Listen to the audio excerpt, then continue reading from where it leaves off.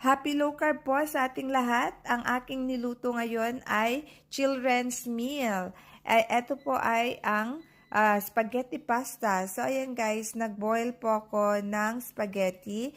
Ang kanyang wheat flour po ay whole grain. So, ayan, kaya brown siya. Tapos, ang ginawa ko pong sauce ay olive oil, apple cider vinegar, herb de Provence na powdered po yan, mixed na herbs, powdered black pepper at saka asin po. So, ayan. At saka, syempre, meron tayong boiled eggs, half-boiled eggs, at saka broccoli. So, ayan guys, pinagalo-halo ko lang ang aking pasta together with my sauce. So, ayan guys. Yan po ang meal ng aking mga anak ngayon guys. At least yung ang kanyang sauce ay hindi po siya heavy. So, ayan guys. Sana nagustuhan nyo ang idea ng aking spaghetti pasta.